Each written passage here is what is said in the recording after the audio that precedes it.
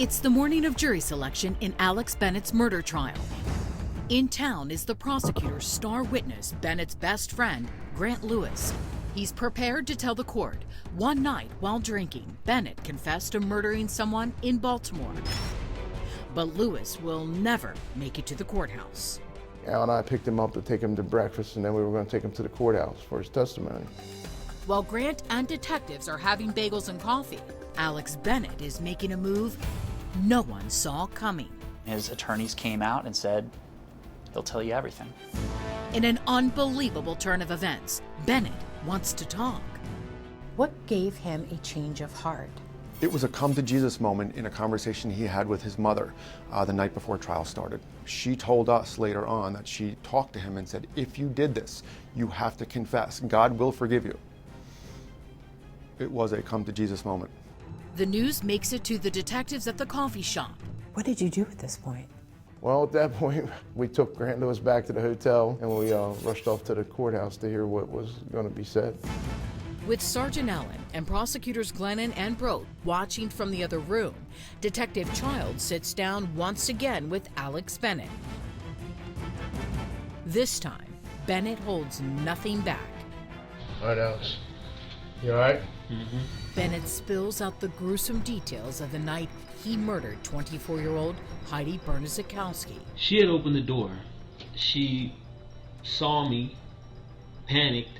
I panicked and rushed at her at the front and, try to muffle her scream and yell. She's clawing at me.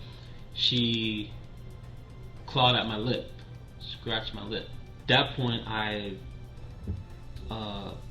had my hand on her mouth and I was holding her throat, crushing her larynx, her throat, trying to kill her. And I just remember eventually she was passing out and losing consciousness.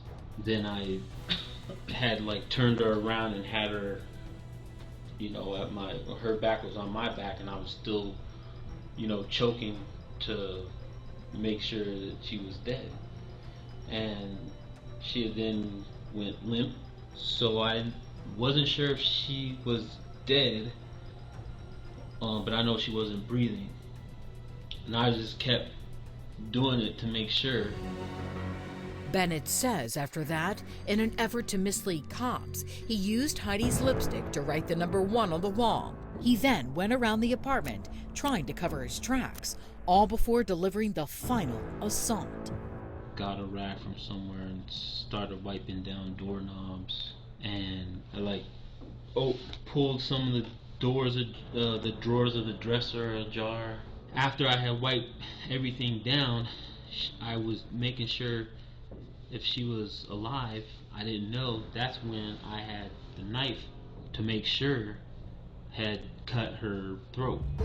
Bennett also admitted to being the neighborhood watch guy and trying to break into the house the day before the murder. He was very graphic, he was very detailed, he was very forthcoming. Did you buy the story that he was telling? We did buy the story he was telling. It reeked of reliability. But the question remained, why did Bennett kill Heidi Bernadzikowski? What was his motive, and where did the idea come from?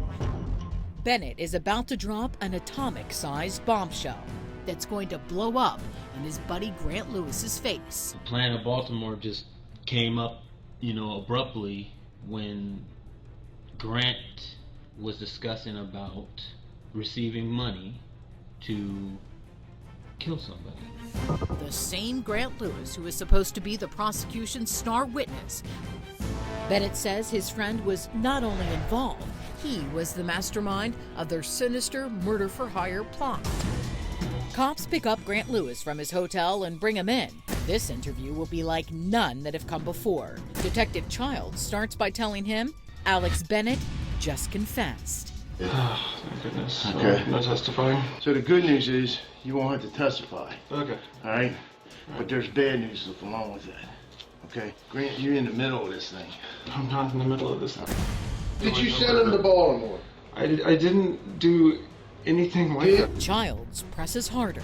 Did you send him to Baltimore? I didn't send him to Baltimore, but I know more about this than I've said. But before Lewis says anything more, he wants to know what kind of deal prosecutors are offering.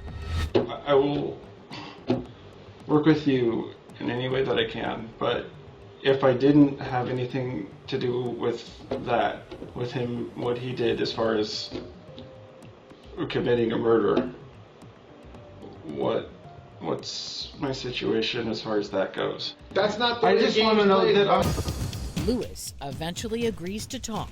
I lost a lot of people, and it's kind of a side subject, but something about something that made me, think initially, like, here's these people out there, and they're hiring people to kill people. Lewis tells detectives it was all part of a bizarre scheme to raise money to open a nightclub. He and Bennett came up with the idea to put an ad online selling themselves as hitmen. In the advertisement, they carefully selected the wording. It read, "Professional and discreet house cleaning." So somebody contacts you back. Mm-hmm. What does he say?